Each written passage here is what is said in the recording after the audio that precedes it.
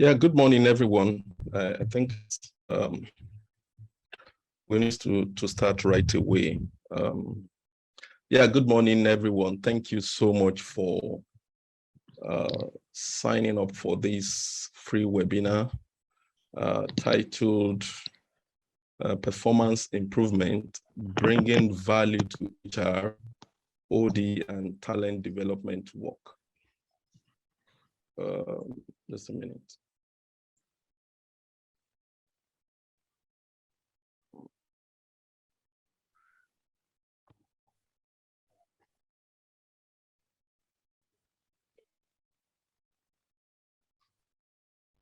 Can you all hear me? Let me know if you can hear me.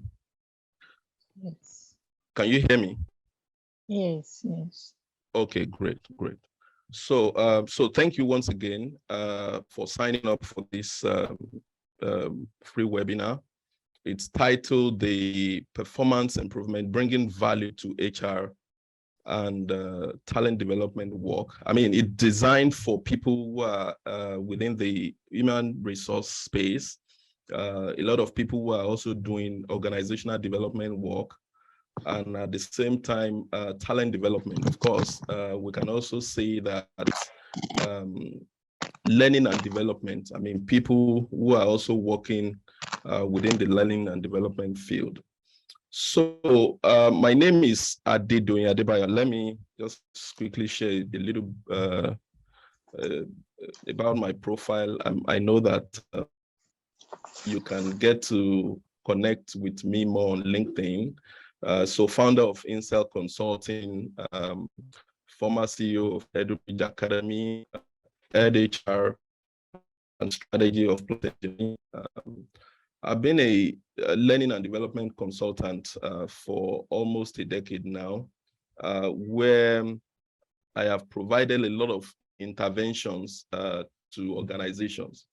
And specifically, my work has been around helping organizations to develop corporate strategy, learning and development strategy, as well as organizational design, and also a several large-scale performance consulting, performance intervention program for both small, medium-sized, and large organizations. And I'm also the host of the Performance Tools LinkedIn Live and podcast, where I've had the privilege of inviting thought leaders, most especially the books, where they share their thoughts, their methodology around the things that they are doing within this space. So today, I'm bringing that experience and skills to bear on this session. Basically, let me just quickly run us through what we will be having this morning. So there'll be like a five-fold approach to the work today, right?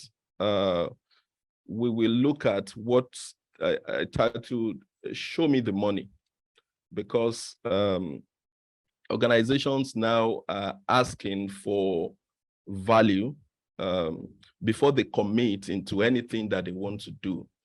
Of course, I'm also going to help us to build this so that when we go back, we can all go and see what we can do. Then what is human performance approach is one awesome approach that I've used over the years. And I also want to bring in a lot of people to be able to use that methodology, that approach to solving performance problems. Then, of course, also how you can use that approach to solve performance problems, and also how to get top-level support for your work. Most of the time, I have seen that a lot of people, a lot of professionals within the HR, OD, L&D space, even external consultants, they are not able to get the support for their programs, for your employee engagement program, for your leadership development program, a whole lot. And after some time, people get so frustrated and they'll be like, no, the management of my organization, they are not open to new ideas, but it's not so. It's not so. So we're going to look at that today. Then I will also be able to answer a lot of questions that people have around this. Then from there, so here is my goal for this session. My goal for this session is for you to be able to define performance. Yes. Some people may say that what else you want to define about performance?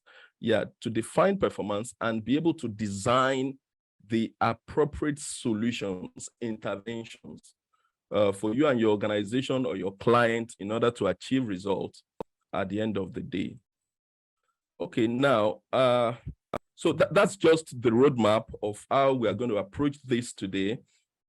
And if you have questions, please just drop your question in the comment box so that we can attend to that question. And let me say that this is going to be highly interactive because I also want to get your own thoughts, your own ideas around some of these things. Yeah, so let's start here. It's majorly saying, and I have not come here to say that I'm not here to say that these are things that have just come about in the pages of books. These are realities, the things that I have seen, and that's why I put here that either true or false, most especially as it applies to your organization. That most human capital development programs are wasted. And I'll tell you why. The learning outcome desired by most executives or outcomes. I mean, if you want to replace learning, remove learning, just the outcomes desired by most executives in clients' organizations are rarely measured. This is what I have put here. And I want you may put true or false there. I mean, as the case may be, let me also know what you are thinking. And you will agree with me. One, the world that we are in right now is such a world that is very unique. And I'll say very unique. We are just getting over the COVID crisis. So many other issues are out there that organizations are grappling with. But one of the things as professionals that I want us to be very conscious of right now is the fact that executives are going forward, they're only interested in, even before COVID or the crisis that we are grappling with, executives are only interested going forward in investing in any program, call it any program that will give them two things, yes, that will make an impact on the business positively, and also that will yield a good ROI. That's the way it is. Because budgets, programs, interventions now are being scrutinized. And if we don't come from that level of putting on a case to let the organization and the executive to see what we are doing, I can 100% tell us that a lot of our ideas will be shut down. Yes, a lot of our ideas will be shut down. And in the past, I've always seen and I've always observed that most of the time, in fact, 90% of the time, except maybe in very few occasions, that I have seen professionals build a case for their program. Let me give you an example.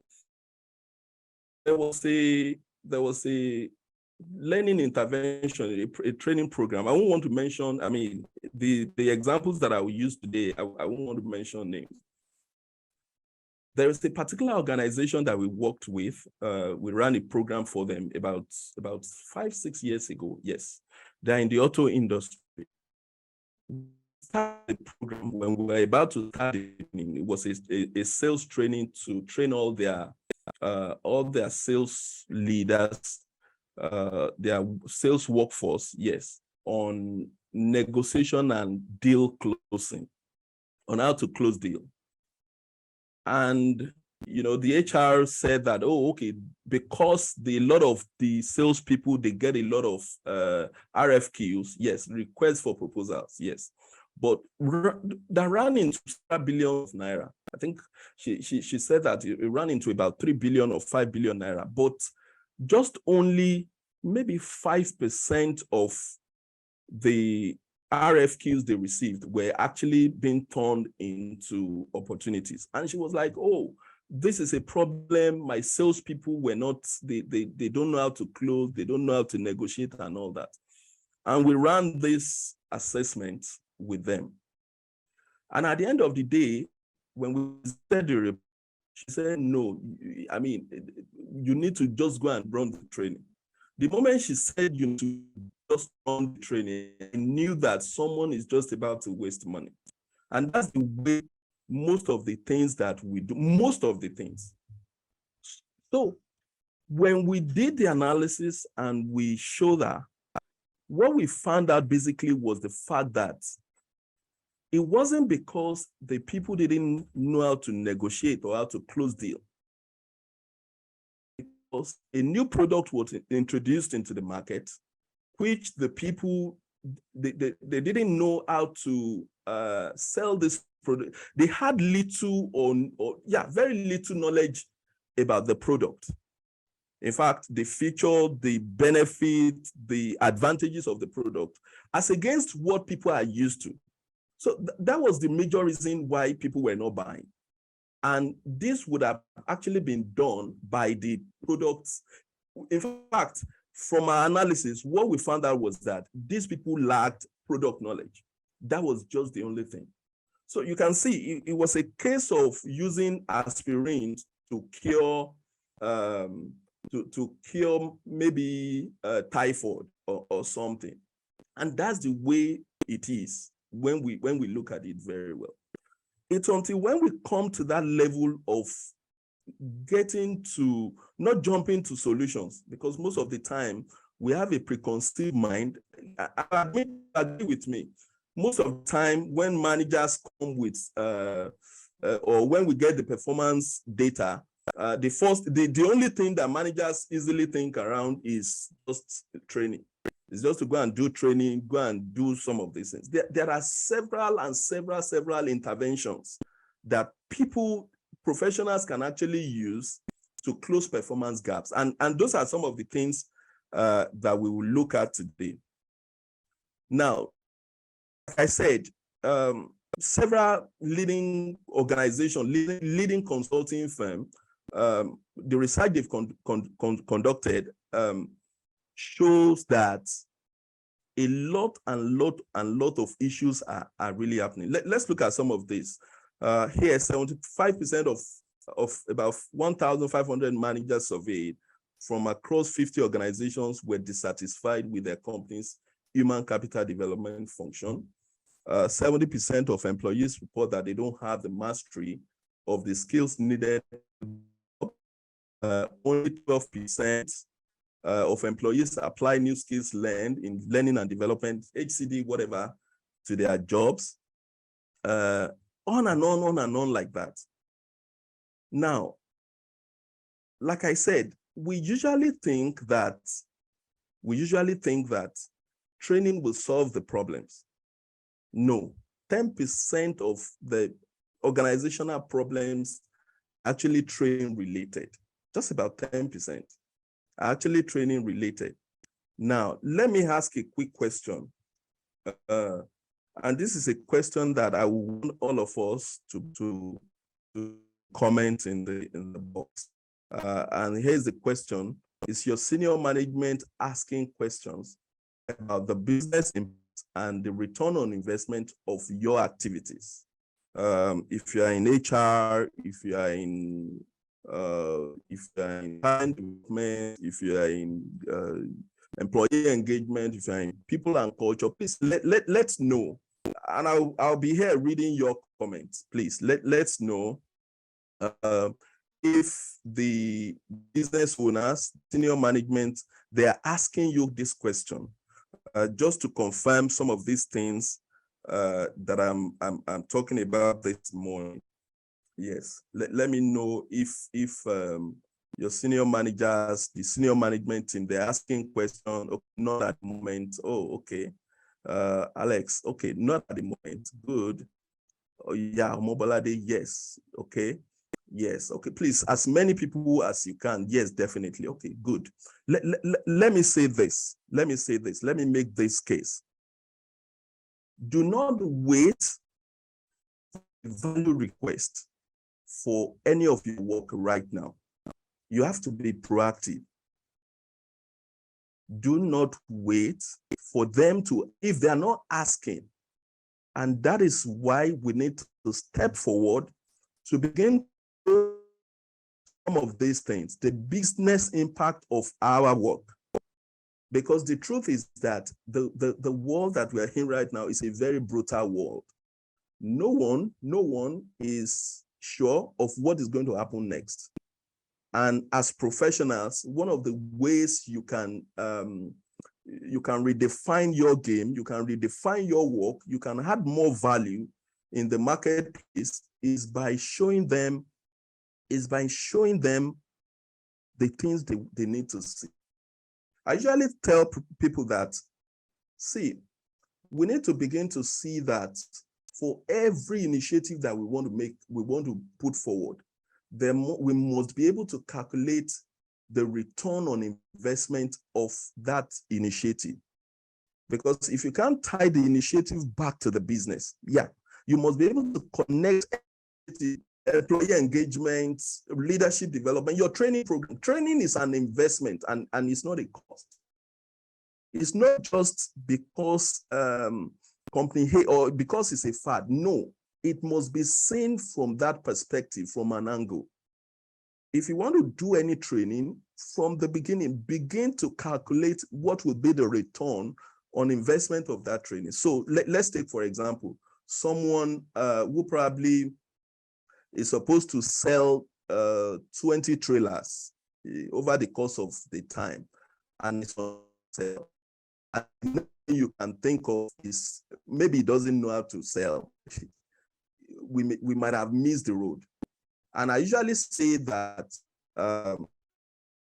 prescription without diagnosis is a malpractice. Prescription, when you are prescribing, because some of these things that we think are actually interventions. So if you are prescribing a fix to performance problem, if you have not thoroughly diagnosed, then it means that you are just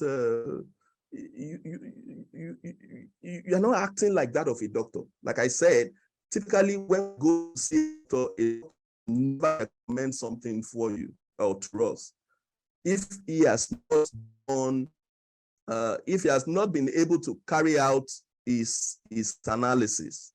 So that is why our work is that of more like a physician, where we need to be able to diagnose and diagnose very well at any level where we are, at any level, whether you are just coming into the business. Of course, there are competency levels that you need to acquire, or you've been in the business for a while.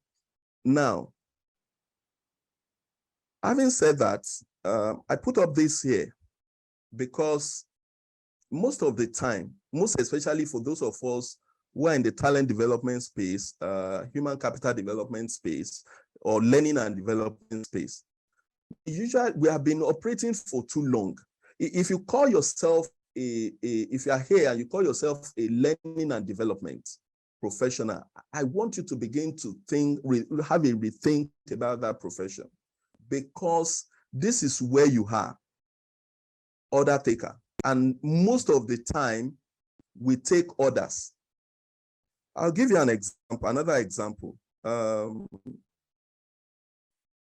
is an organization that, I was speaking with the CEO, and the CEO said that they were having issue around people not coming to work. Yeah, I remember. People not coming to work on time, people not dressing on time, and all of that. And immediately called the learning and development manager to go and do a training, to go and organize a training. In fact, to go and look for a consultant, I remember, to go and look for a consultant to come and do a training. The consultant came, they charged them about 2 million, yes, to run this training. After some time, they found out that the people went back to the same thing. The training didn't work. What happened? What do you think happened? And I'll be glad to, if I can get any response from the participants. I hope you can follow the logic. The CEO noticed that, okay, the people were not coming to work on time. They were not coming to work on time. They weren't dressing the way, because these were frontline officers. They weren't dressing the way they were supposed to dress. And the CEO called the HR, yes, to organize a training, get a consultant to run a training for them. And after some time, the training didn't work. They found out that nothing barely has changed. So, and he was asking me the question, what happened? What did they do wrong? They wasted about 2 million naira.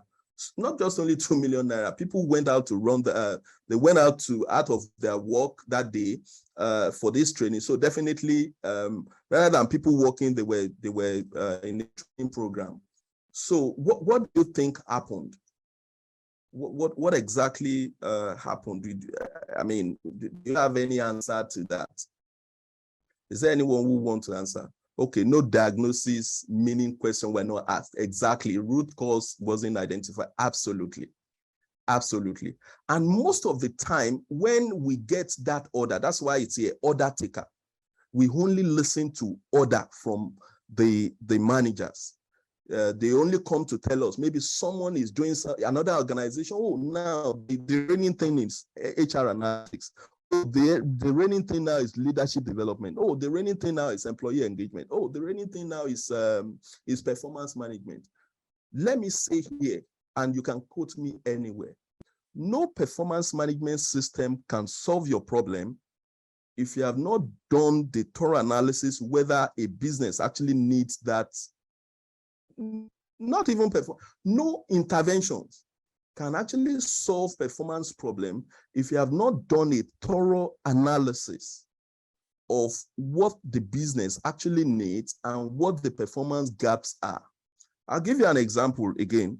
During my interview with Dave Ulrich, sometimes last year, we had a side conversation, and he told me, and I'm sure some of us were actually on that call.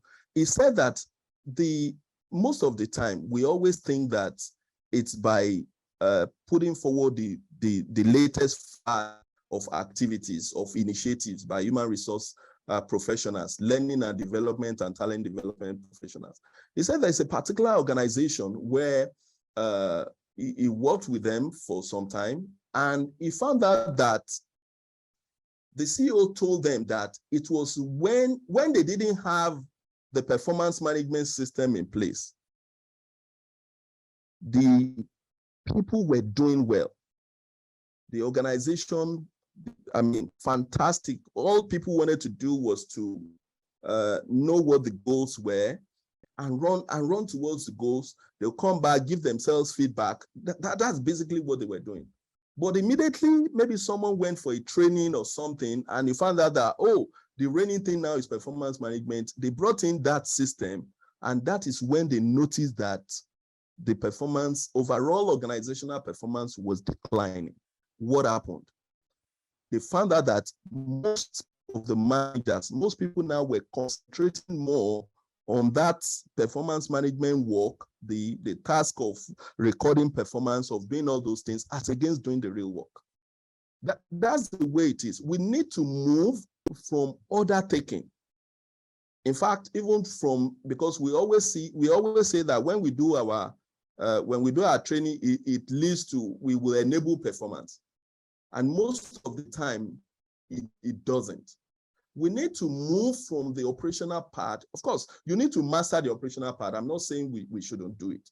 You need to move from the operational part and move to that strategic part where we can show a lot of value to the business owners, where when we design any intervention, you are sure as the sun will rise that that intervention will solve the problem.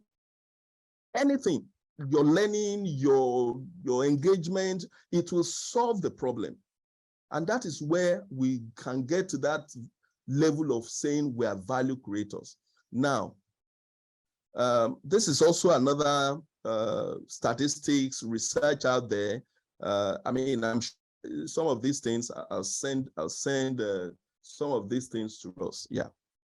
Now, I want us to move to begin to talk around the performance improvement, human performance improvement. You can get loads of definitions for this, but I think this is one definition that has really resonated over the years. Now, this is defined as a systematic process of discovering and analyzing important human performance gaps and planning for future improvement, in human performance, design and developing cost-effective and ethically justifiable interventions to close performance gap, implementing the interventions and evaluate the financial and non-financial costs. Now, you can see that closing performance is a process. It's not just by saying that when you notice something that, oh, okay, maybe someone is not able to sell, like some of the answers I've given, the next thing is to think about training, or the next thing is just to think about around any intervention. No. If you have not done a systematic process of analyzing and discovering what the issues are, please and please and please never recommend any intervention. Because if you prescribe, like I said, if you prescribe without diagnosing, you are just misinforming, and you are just your work is just like that who is going against the profession. Never recommend any intervention when you have not done this. That's what it means. Because it's a systematic process, analyzing important, like I said, important. You're not just looking at just anything. Important human performance gaps and planning for future improvement in human performance, designing and developing cost-effective. Yes, cost-effective. There are some solutions that we need to, there are some gaps that we need to close without using training. And I'm saying this. Sometimes our recommendation may just be that you just give someone the information, maybe send a YouTube link to someone to go and watch that YouTube link, and that's all. It may be that you just need to tweak the work, do job rotation, job enlargement for someone to achieve performance. It may be that you just need to tweak the process or the processes for someone to just be able to achieve performance. Like I said, training only achieves less than 10%. And this is proven. I mean, just because this program is not designed for that. I would have shown you 1001 reasons why most of the time training is not the right intervention to close performance gaps. Like I said, it has to be cost effective because you are also You want to ensure that you don't want to waste resources, and at the same time evaluate. You want to be able to show the business owners that 1 million that you have given to me, this is what I have used the 1 million to do, and I can see that the return on investment on this initiative has yielded about 5 million. Never, I'm saying it again, never recommend any intervention when you have not done your analysis. It's a sheer malpractice, and it's sheer waste of money to the organization and to the business. Now, having defined that, I want to add processes in just this is almost this is 10:36. Yes, I don't want us to take more than the time that we have here. I want us to begin to, like I said, there are courses, because if you think in terms of system, you can see from this looks like someone thinking in system. You are not just using a course. You are not just using a course to make an informed decision. You are thinking in terms of process. You are thinking in terms of the people. There are several questions to ask. I mean, there's a worksheet that I've designed that, I mean, people can use to be able to do this. All right. Yeah. So there are courses and there are interventions. Before you do any intervention, you must understand the course of the courses, and that's the way to think when it comes to system thinking, because a real professional would think in terms of system as against, we think in terms of system as against thinking just one way. Now, this is the process. This is the process according to ATD. I mean, there are several models that you will see, but according to the ATD, Association for Talent Development, this is what you see. Performance analysis, this is where you carry out the analysis of the performance in terms of looking at the business analysis, what goals have been set by the organization, what will be, what are you tracking the goal?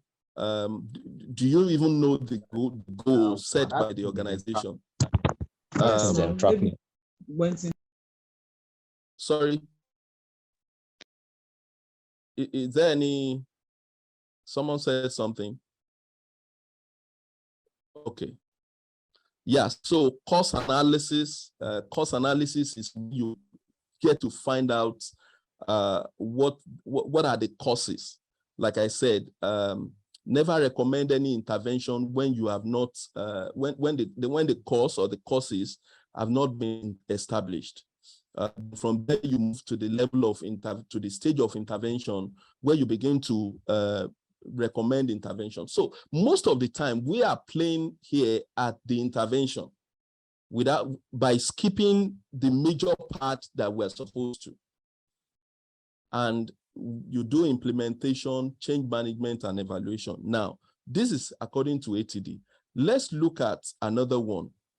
In fact, this is more like the real approach. Of course, it's still the same thing.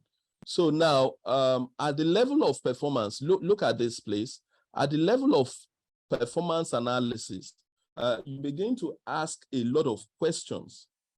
Is the vision clear? Do people know do they know the mission? Do they know what the organization is trying to achieve?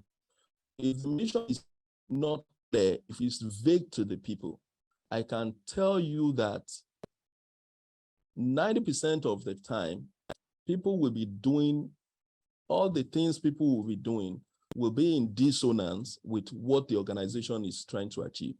Then, of course, you also carry out the analysis of the environment of work. Let me give you a very good example.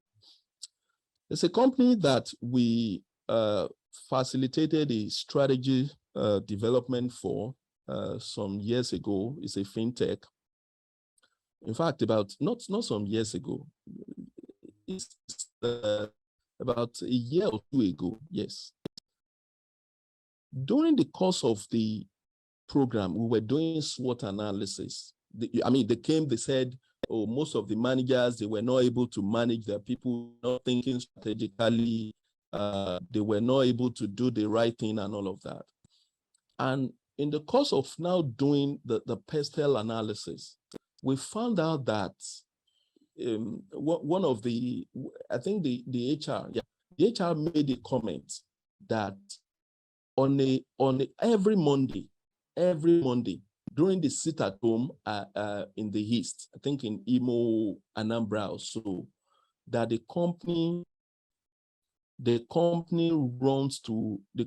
loses in excess of 300 million naira on a weekly basis during that program, during the, during the sit at home. This Monday sit at home in the thing.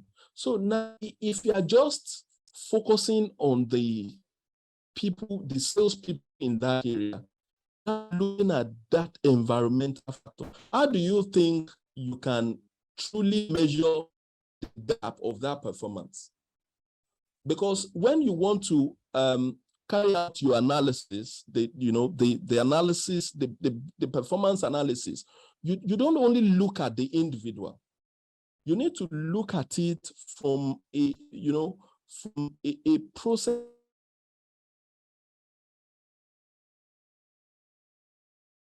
That's why we have the employee alone also look at the environment, look at the organizational environment, look at the work environment. Do they have the tools? Do they have the resources? Do they understand the policies, the workflow, procedures? Sometimes what a non-performer needs is just only be the job aids. Job aids. I've seen some of these things, and that's why I'm saying this. Job aids. That's all. They are fine. Sometimes it may just only be what they really need is some sort of, giving them some that document that we call job description. That's all. Before we then begin to think around the worker, and the only time you can recommend training is when there's a knowledge gap, and that's what we have in worker. This is the only time when you can only use training as an intervention. Having established that, of course, you know the desired performance level, then you know the actual state of the performance level, then your gaps. You find your gaps, and that is when you begin to look at it. What are the causes of these performance gaps? Like I've said, there are so many things that you need to, environmental incentives. Yeah. When they're not paid well, when they are not being rewarded, or that's all you need to. That's the cost part. Then before you begin to recommend intervention, and let me say this, there are two types of interventions: non-learning intervention and learning interventions. And where training only comes in is when we have the learning interventions. Like I said, there are 1,001 interventions that we can use to close performance gaps as against training. And like I said, there are non-learning or non-instructional. Some call it instructional. When it is training, that's when it is instructional, when you have to instruct someone to do this and all that. But there are some that are non-instructional at all that we need to put in place. And these are some of the I'll show you some of those other interventions that we need to put in place for us to be able to close performance gaps. Yes. Yes, these are some of not even all. Like I said, instructional. This is instructional. When you have someone, knowledge management, learning organization, some use corporate universities, action learning, educational and trainings. These are instructional interventions, and these are non-instructional that in HR we can typically do. Like I said, you can see job aids, yes. Sometimes we just think that because the organization is doing something, let's import idea. No, please never import any idea. It's good. It's good to learn what others are doing. Yes, I'm not saying that it's not good, but never stamp any intervention on your organization when you have not done this. Job description, work redesigning, job enlargement, like I said, a whole lot you can see. You can see as many interventions. Putting in place career path system is also an intervention. Leadership development, executive development, making people to learn on the job. Those are some of the things that we can even use to close gaps, as against just recommending training that most of the time it doesn't work. Now, let's quickly look at one or two things, and because I want us to ask a lot of questions. Yeah. Yes. This is one of the tools also to be used. It's called the Gilbert Behavior Engineering Model, where when you are trying to analyze the cause of a performance, you need to be system-minded.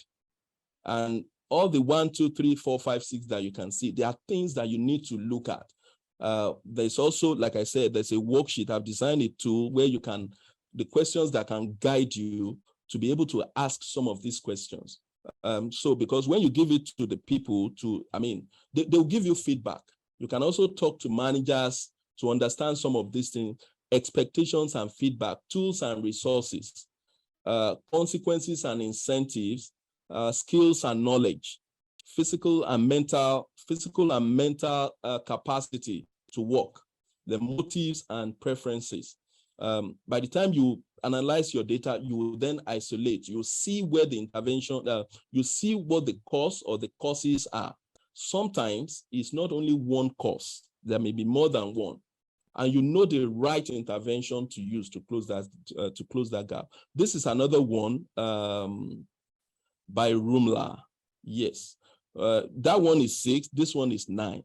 Rumler says that there are actually 3 levels at which you need to be able to understand, or you need to be able to measure performance, or to be able to identify gaps, performance gaps in an organization. The first one is at the organizational level. I mean, more like what I have been saying. The first one is at the organizational level. The second one is at the process level. And the third is at the job or the individual, the performer. Do not alone look at the individual when you have not looked at the process. Sometimes we may need to tweak our processes for someone to be able to perform. In fact, there's a saying that no matter the amount of the people that you have in place, if you go and bring the number one performer, a sales performer in the world, to your organization, when the process is wrong, there's no way it will achieve performance.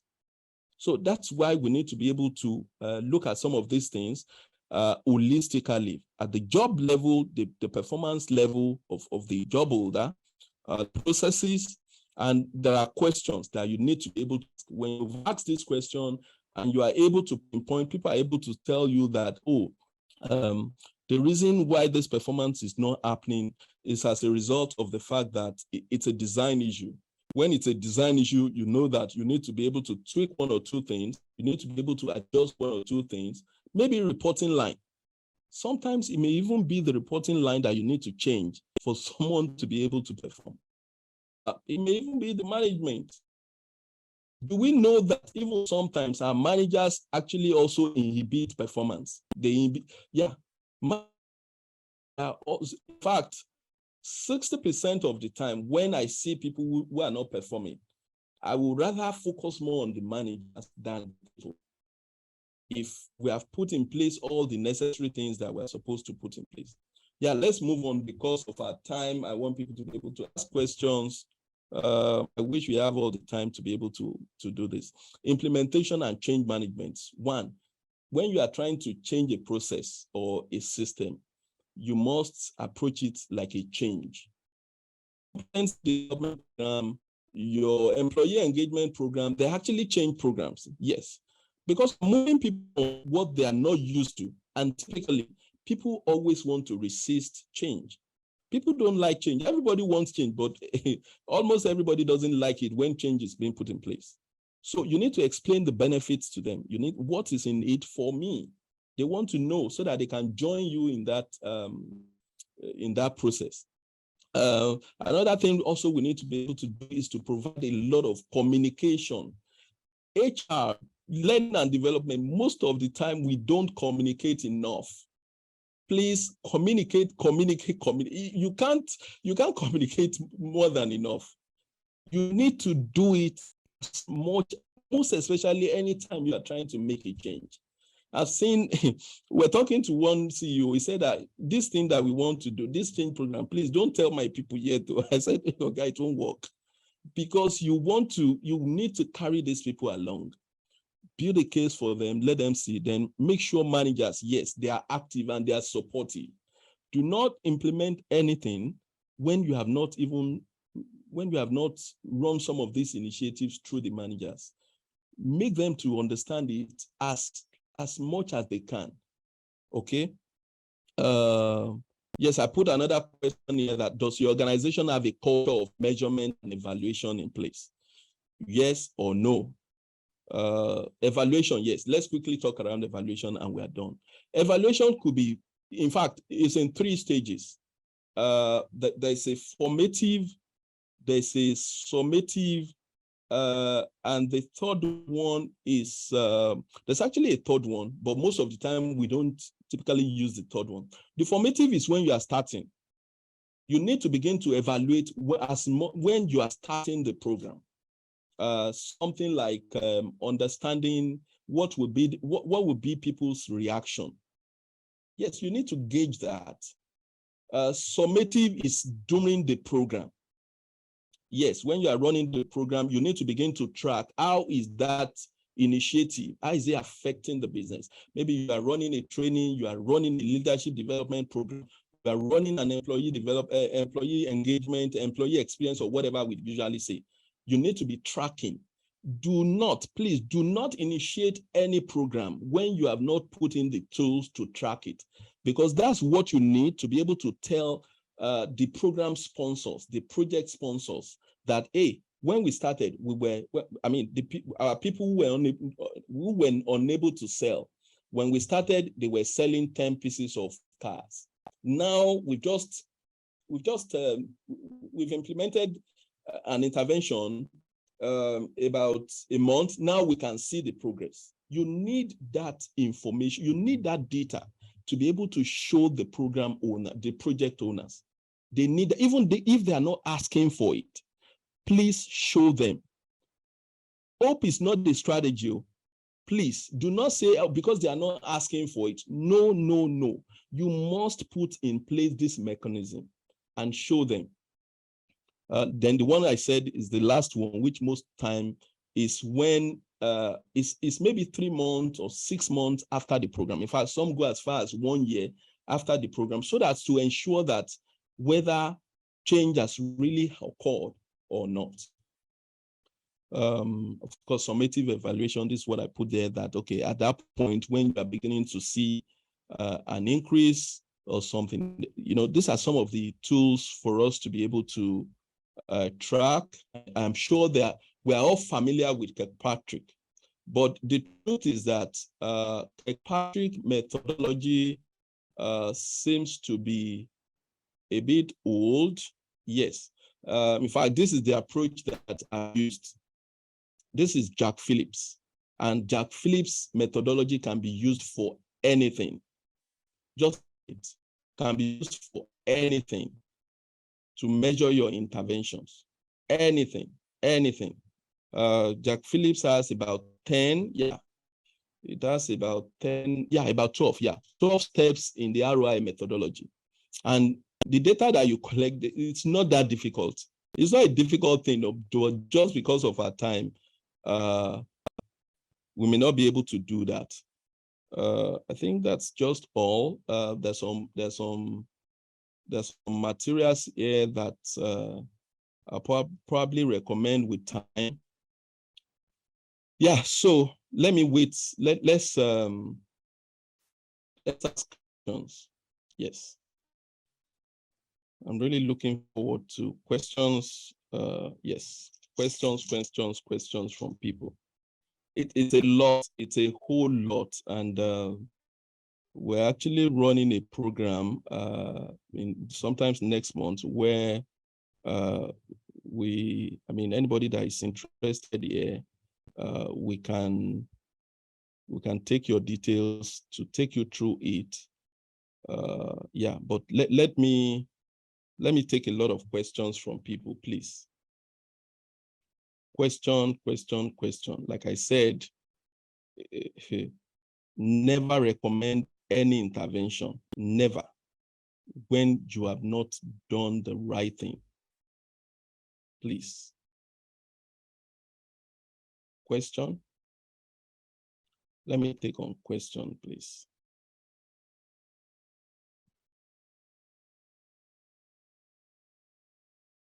Question. Any question? How do you manage a manager that does not communicate with his team members? How do you manage a manager that does not communicate? So you need to think around so many things. Does he have issue with communication? Does he know that communication is a key? Because if a manager is not able to communicate,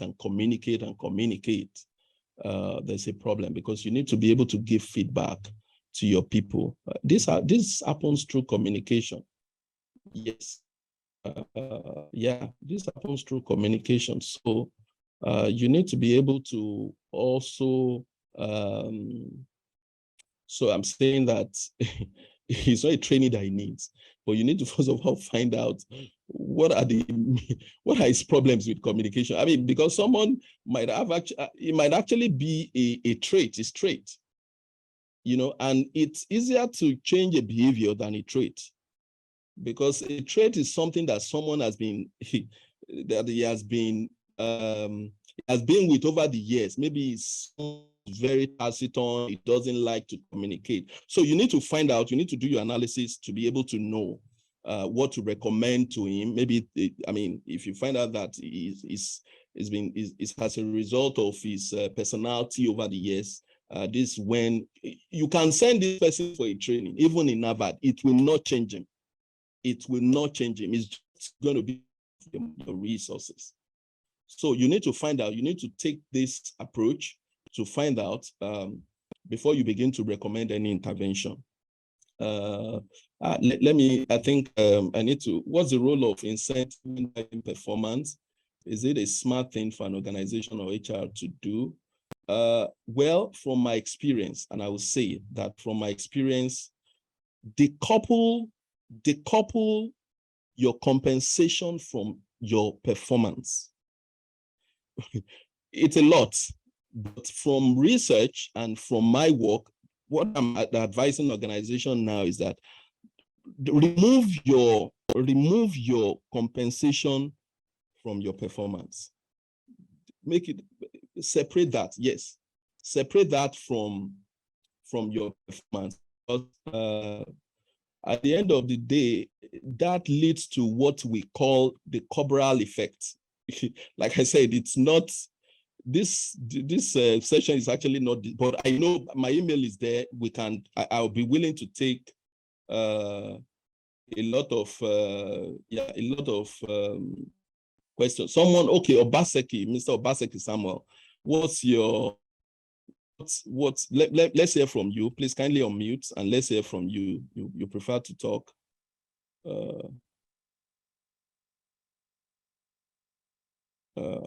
Yes. Mr. Obaseki, do you want to quickly talk to us? We're almost, this is almost 11. Can you unmute? Let me take one or two more questions while we're waiting for him. How do we handle stakeholders who are gatekeepers and possible roadblockers to change intervention? Of course, there's no way you will not see people with negative behaviors when you are trying to do anything, or even some people that we call laggards. You need to be able to build a business case and let them see what is in need for them. Yeah, we need to draw in a lot of people into any change program that we are running. And as much insight that we give to people, that's one of the ways for us to be able to get a lot of people into it. And you need to also understand different stakeholders, the managers, the employees, the managers. Those are different stakeholders. There are different communication that must go to all these different stakeholders. The same way you communicate to an employee is the same, not the same way you communicate to a manager. Their goals are different. Their personalities are different. Their work processes are different. So you same approach. So if you have those gatekeepers, understand their stake, design communication tools, program that can address, yes, quote me, that can address their concerns. And I can tell you that you will get their buy-in on such a program. Yeah, maybe let me also share that, like I said, it's a movement that we're trying to create. In fact, we will be running, like I said, we'll be running a virtual masterclass. Crave your indulgence for this. We'll be running a virtual masterclass exactly on this, more broad. It's going to be very broad, where we will look at these things in depth. We'll do the analysis. I mean, people who have a lot of these challenges, a lot of these problems, will get to work on them. Then, of course, also you need to have a project that you are working on in your organization. If you have any project, bring any project that you are thinking and you want your management to get a buy-in for. We will develop a business case for that during this masterclass, and we'll provide all the support, all the support that you need. See, business owners want to invest in any program, but are those programs, are they tied to the goals and objectives of what they are trying to do? If your programs and projects, initiatives are not in sync with the goals of the business owner, they will shoot that idea down. So during this masterclass, we'll be able to do that, and I'll try and share the Mr. Shion, you can help. Yes, that's the link to that masterclass where we will look at, we will look at these tools in depthly with the worksheet and some of the challenges. I think that's basically all. Let me see if I can just, if there's any, yes, you will get the recordings after the training, sure. You'll get the recordings after the training. What's the importance of employee engagement to human performance? Yes, employee engagement is an intervention. It's just an intervention. How do you, because there's a link between someone not being engaged in performance. In fact, I usually say that performance is a precursor of employee engagement. Yes. If you go to high performance culture, you really will see employee engagement. You really will see issue with employee engagement, because people are really, it's a culture where people are doing what they love. They have the right to. So it is not about the employee engagement. If you put in place a performance culture, definitely engagement will typically be minimized at that level. Any other, let me just look for one more, please. One more, can't see any screen. Just one more, please. Thank you so much. How do we manage in doing justification for proper, okay, Monisola, for proper intervention? How do I communicate to, sorry. What's the role of, there's so many questions coming in. Oh, please, thanks so much for this. I just, performance critical classifier area HVAC do not give into. Why is this so? Lasisi Balogun, performance management. Okay, maybe what I'll do is that please reach out to me. Let me show my, if I'm unable to answer your question here, I would really have loved to answer every question. Please, this is my contact, my email, my LinkedIn profile, and my numbers. Please reach out to me. I'll be willing to answer all your questions. If you have any questions, please chat me up, screamont these questions, send to me. I'll take my time to answer all your questions as it relates to this, because we are creating a project around this. In some months to come, you will begin to see a lot of newsletters from us, a lot of survey. We're going to be conducting a lot of survey. We want to understand those, we want to get to know those organizations that are doing the right thing, doing it well, yeah, basically. And let me say this before we leave. This also performance role, performance consulting role, human performance improvement role. I noticed that just during COVID, there was a spike in the number of job opportunities that, so because like I said, the time we are in right now, organizations are looking for performance consultants or human performance improvement analysts that can really help them to achieve performance. You know, a lot of international, I know 2 or 3 people on this call who got a job sometimes ago as human performance manager. Yes, several organizations, an international firm reached out to me on LinkedIn to recommend performance improvement, human performance improvement analysts to them. They're not saying L&D, they're not saying talent development, they're not saying HR. Because if you are able to get skilled in this area, the opportunities for you are limitless. And there are also certification, a lot of certification that you can take. I know of ispi.org. I know atd.td.org. Someone also is also planning to do that. I think that's basically all. Like I said, we will provide this. We'll provide the recordings. I will also provide my slides to everyone who attended this session. Thank you so much. Thank you very much for attending this session. And please, let's continue the conversation, both online, both offline. We'll make our lives, we'll make our career, and we'll make our organization perform better. Thank you. Cheers, everyone.